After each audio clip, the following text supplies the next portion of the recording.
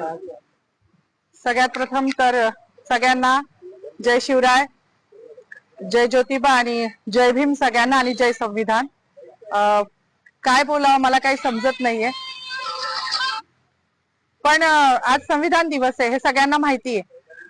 कुठल्या पण महापुरुषाने कुठल्या विशिष्ट जातीसाठी काम नाही केले आणि त्याच्यामध्ये स्त्रियांसाठी ज्यांनी काम केले ते माझ्यासाठी पुनर्जन्म देणारं व्यक्तिमत्व आहे. मग ते महात्मा फुले तर आहेच, ज्यांनी शिक्षण दिलं. त्यानंतर रघुनाथ कर्वे ज्यांनी संतती नियम देऊन स्त्रियांचं आयुष्य सुकर केलं.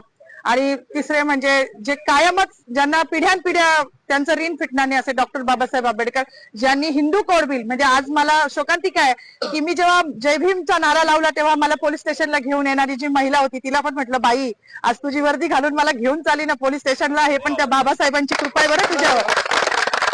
मला हसायला आलं, मी अजूनही आनंदी आहे, मला काही वाईट वाटत नाहीये. माझी नोकरी, माझं प्रमोशन मला काहीच कळत नाही, कारण माझ्या बाबासाहेबांनी हिंदू कोड बिलाचा जो राजीनामा दिला होता तो माझ्यासारख्या महिलांसाठी दिला होता. त्यांना माहिती होतं का भविष्यात माधवी जाधव जन्माला येणार आहे नाशिकमध्ये आणि ती माझ्या अस्तित्वासाठी लढणार आहे, नव्हतं माहिती. पण आमचं अस्तित्व निर्माण व्हावं, आज ज्या बसल्या आहेत ना तिकडे मंत्रिमंडळात डोक्यावर पदर घेऊन निवडणुक्या पुरत्या, त्या पण बाबासाहेबांच्या जीवावर बसल्या आहेत. नाही तर विशिष्ट जातीने तेच काम करायचं असं लिहून ठेवलं होतं. चूल आणि मूल याच्या पलीकडे ह्यांच्या संविधानानुसार कुठला वाव स्त्रीला नव्हता. आणि ज्या संविधानाने आज मला ही ताकद दिली आहे त्या बाबाला जेव्हा हे संपवायला जात आहे तेव्हा त्यांची ही लेख तेवढ्याच निडरतेने उभी राहिली आणि ह्याचा मला खूप अभिमान आहे. जास्त काही बोलणार नाही. गिरीश महाजनांनी जो बाबासाहेबांचा अपमान केला आहे तो भरून निघण्यासारखा नाही. म्हणजे त्यांच्या दृष्टिकोनातून पाप धुवायला आता कुंभमेळा येतोय, तिथे जरी त्यांनी नदीत आंघोळ केली तरी तो धुतला जाणार नाही, इतकं मोठं पाप त्यांनी केलेलं आहे. त्यांचं पाप जेव्हा संविधानाच्याच मार्गाने त्यांच्यावर ॲट्रॉसिटी दाखल होईल ना तेव्हाच ते धुतलं जाईल. एवढीच माझी मागणी की त्यांच्यावर ॲट्रॉसिटी दाखल करावी, अन्यथा ह्याच ठिकाणी मी उपोषण चालू करणार आहे. केलंच आहे असं समजा, जोपर्यंत त्यांच्यावर ॲट्रॉसिटी दाखल होत नाही. बाकी मला काही म्हणायचं नाही. पुन्हा एकदा जय भीम. डॉक्टर बाबासाहेब आंबेडकरांचा, डॉक्टर बाबासाहेब आंबेडकरांचा, भारतीय गिरीश महाजन मुर्दाबाद, संविधान जिंदाबाद, लोकशाही जिंदाबाद, हिटलरशाही मुर्दाबाद. आज संविधान दिन आहे, 26 जानेवारी. सगळ्यांना जय शिवराय, जय भीम, जय संविधान, जय सम्राट अशोका. माझं म्हणणं एकच होतं की आज 26 जानेवारी 1949 रोजी संविधान लागू झालं होतं. तर आज जो काही आपण हा दिवस साजरा करतो आहे प्रजासत्ताक दिन, हा फक्त भारतीय संविधानामुळे करत आहोत. जर भारतीय संविधानच नसतं तर आज आपण एका छताखाली सर्व धर्मीय लोक जमलंच नसतो आणि हा जातीभेद राहिलाच नसता.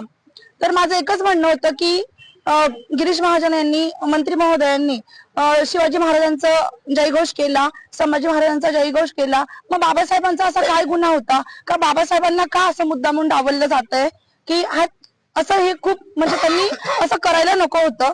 म्हणजे परेड चालू होती ग्राउंडवर आणि परेड चालू असताना जेव्हा घोषणा दिल्या गेल्या की छत्रपती शिवाजी महाराजांची जय घातली गेली, परत संभाजी महाराजांचं नाव घेतलं गेलं, आता बाबासाहेब त्यांची घोषणा केली जाईल, पण तसं झालंच नाही. असं रक्त उफाळून येत होतं, परंतु एक जाण्याची वाट बघत होतो की कधी आपली परेड सुटेल आणि मंत्री महोदयांना आपण त्यांना हा जाब विचारू किंवा त्यांनी असं का केलं आपण विचारू.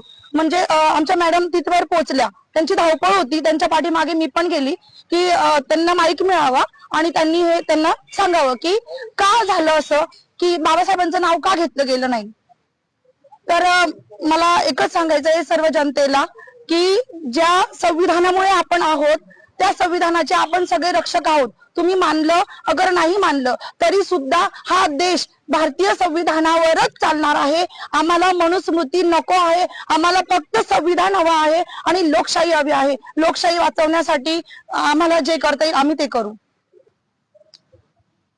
आज आमच्या माधवीताई आणि सौकुरे मॅडम यांनी नाशिक येथे गिरीश महाजन यांचं ज्यावेळेस भाषण चालू होतं त्या भाषणामध्ये डॉक्टर बाबासाहेब आंबेडकरांचं नाव न घेतल्या कारणानं जो संतप्त सवाल व्यक्त केलेला आहे, त्यांच्या या भूमिकेशी वंचित बहुजन आघाडी ठामपणे उभी आहे.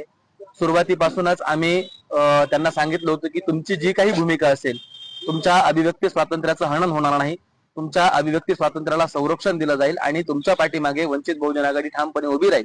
या संपूर्ण घटनेमध्ये आतापर्यंत सरकारवाडा पोलीस स्टेशनला त्यांना बसवण्यात आलं होतं. का बसवण्यात आलं होतं, कुठल्या ऍक्ट खाली बसवण्यात आलं होतं, त्याचा संदर्भ काय आहे, त्यांच्या अंगावरती वर्दी आहे, त्या सुद्धा या देशाच्या, या महाराष्ट्राच्या कर्मचारी आहेत, सरकारच्या कर्मचारी आहेत.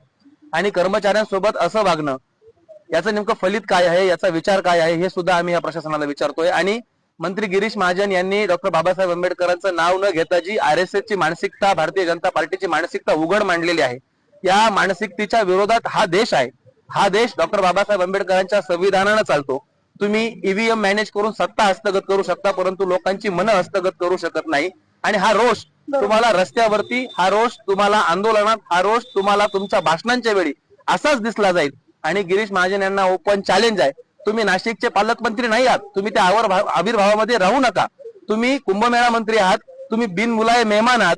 तुम्ही नाशिकमध्ये वृक्षतोड केली, नाशिककरांनी सहन करायचा प्रयत्न केला. तुम्ही नाशिकचे हाल जळगाव सारखे करायचे प्रयत्न केले, नाशिककरांनी सहन करायचा प्रयत्न केला. परंतु आता नाशिककर तुमच्या या महाचुकीला, घोड चुकीला विसरणार नाही आहेत. तुम्ही डॉक्टर बाबासाहेब आंबेडकरांचा अपमान केलेला आहे. गिरीश महाजन, तुम्ही नाशिक सोडून परत जळगावला जा. आम्हाला दुसरा कुंभमेळा मंत्री द्या. गिरीश महाजन यांनी या मंत्रिपदाचा राजीनामा दिला पाहिजे. आणि आम्ही नाशिक जिल्हा कायद्याचा बाल्यकिल्ला म्हणणाऱ्या संदीप कर्णिक साहेबांनाही आव्हान करतो की तुम्ही कोणत्याही गृहमंत्र्याच्या दबावाखाली नाही येता, मंत्रिमंडळाच्या दबावाखाली नाही येता. हा तमाम दलितांचा, तमाम आंबेडकरी प्रेमींचा अपमान आहे. या अपमानाच्या ऍक्ट नुसार तुम्ही अनुसूचित जाती जमाती प्रतिबंध कायद्याच्या अनुसार गिरीश महाजनवरती गुन्हा दाखल केला पाहिजे. आणि हीच मागणी या दोन्ही कर्मचाऱ्यांची आहे. आणि या मागणीला वंचित बहुजन आघाडीचा पूर्णपणे पाठिंबा आहे. जर सरकारी कर्मचारी म्हणून त्यांच्यावरती कुठल्याही प्रकारचा दबाव आणण्याचा प्रयत्न केला तर आम्ही हे प्रकरण सरळ सरळ आदरणीय बाळासाहेब आंबेडकर यांच्या कोर्टामध्ये नेऊ आणि तिथून आम्ही न्याय मिळवून आणू. धन्यवाद.